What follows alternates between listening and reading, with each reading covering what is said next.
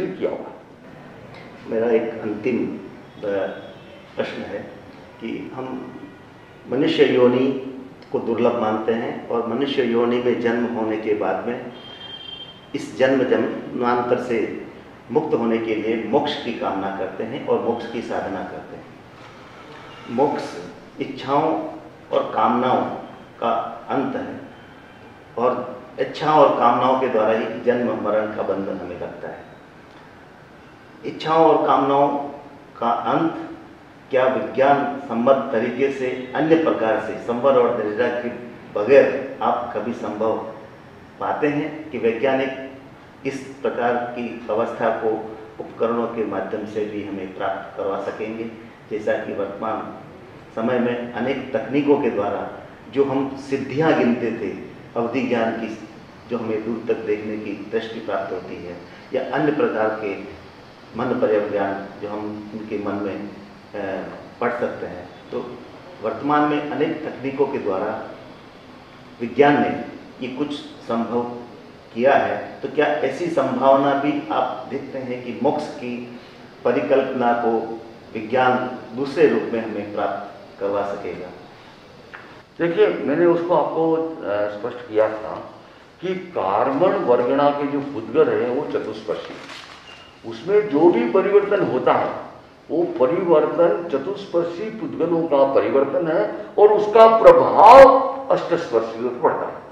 विज्ञान के पास जो सारे उपकरण जितने भी, चाहे मेडिसिन के रूप में है, चाहे केमिकल के रूप में है, जो भी सुख है वो सब के सब है अष्टस्पर्शी है। तो विज्ञान इंटरफियर कर सकता है, लेकिन कहाँ, एट विच पॉइंट, कि कर्म का प्रभाव जब अष्टस्पर्शी पुद्गल पर आएगा और विज्ञान के पास में ऐसे उपकरण, ऐसी चीजें जो हैं उनको एक्सरसाइज एडमिनिस्टर करके और उस प्रभाव को स्थायी रूप में या कम रूप में या पेशी के रूप में उसको वो चेंज करने में सफल हो सकती है। नहीं होती भी हो रही अभी, मान लीजिए, जिसको हम कहते हैं एनेस्थेटिक। एनेस्थेसिया क्या?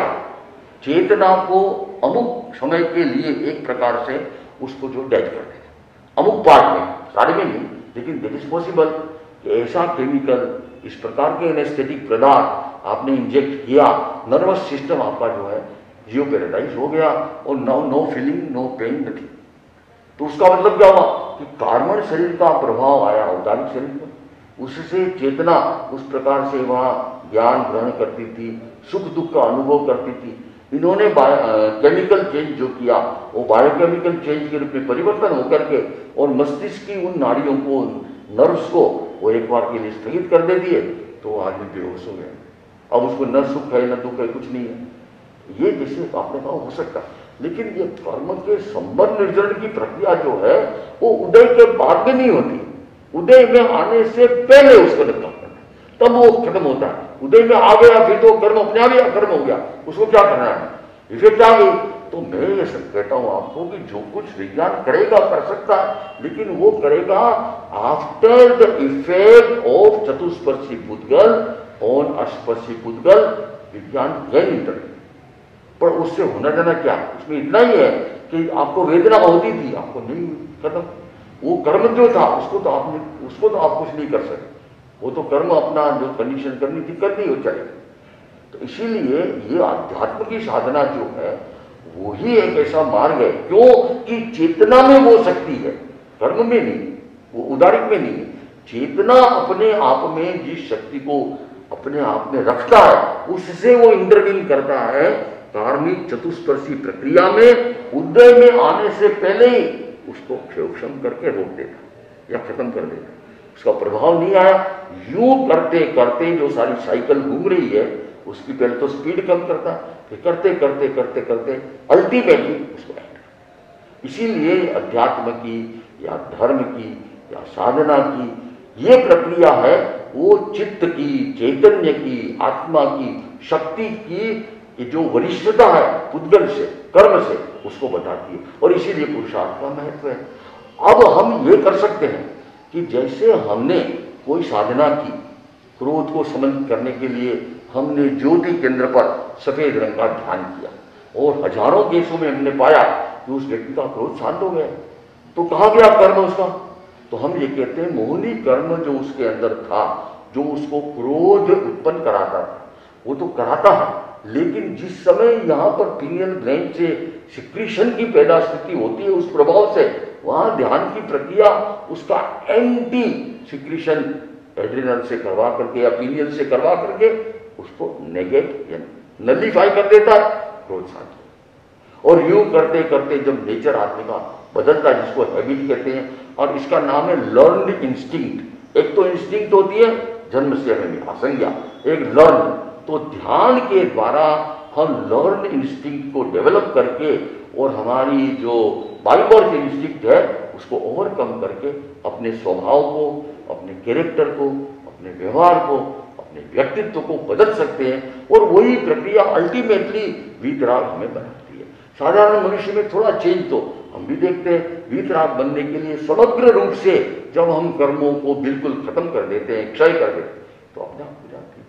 तो इसीलिए विज्ञान हमें ये समझने में सहायक बनता है कि जो प्रभाव कर्म शरीर का औदारिक शरीर पर आया, कहाँ आया, एंडोक्राइन ग्लैंड पर आया या जेनेटिक कोड पर आया या नर्वस सिस्टम पर आया, वो बताता है। और हमने जो क्रिया की, ध्यान किया, मंत्र जप किया, तपस्या की, उसका प्रभाव उस पर जो है एक एंटीडोट के रूप में होता है। और दोनों जब मिलते हैं तो नेलीफाई होकर के, तो विज्ञान के द्वारा हम एक्सप्लेनेशन अगर करना चाहें और उस पर खोज करना चाहें, और वही खोज का मेन विषय होना चाहिए कि एक आज दुनिया में इतनी हिंसा, तो क्या हम अगर आदमी को नहीं बदलेंगे तो मनुष्य का समाज तो धीरे धीरे पशु का समाज हो रहा। भौतिक सामग्री बढ़ी है, धन बढ़ा है, संपत्ति बढ़ी है, लेकिन मानवता, मानवीय मूल्य ये सब क्या हो रहे हैं? हिंसा बढ़ रही है। लोग परस्पर में अनावश्यक कारणों से एक दूसरे को जो है परेशान करते हैं। और दूसरी तरफ इकोनॉमिक्स की जो स्थिति बनती जा रही है, धन से धन कमाने की, तो धनिक धनिक बनते जा रहे हैं, गरीब गरीब बनते जा रहे हैं। Strife, struggle and conflict.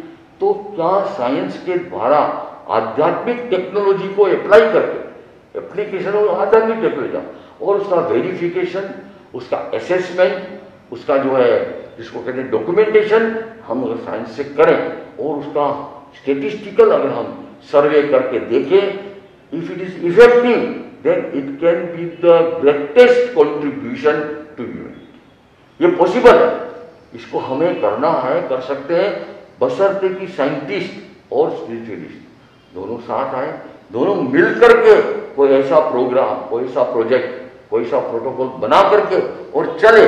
और जो समस्या है, हिंसा वगैरह, जो जिन जो हार्मोन वो पैदा करते हैं, उसको कैसे कार्मिक प्रक्रिया में बदल करके और आदमी को बदलते।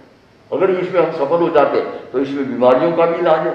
और फिजिकल डिजीज डिसऑर्डर उसको भी हम टेकल कर सकते हैं, मेंटल डिजीज डिसऑर्डर उनको भी टेकल कर सकते हैं, इमोशनल डिजीज डिसऑर्डर उनको भी टेकल कर सकते हैं, और सोशल बिहेवियर उसको भी हम टेकल कर सकते हैं। हम ये कल्पना करें, लेट अस ओनली इमेजिन कि let science and spirituality come together closer and help each other to solve the burning problems of human kind, so that man can become in real terms human, that is kind, compassionate and non-violent. That is the process.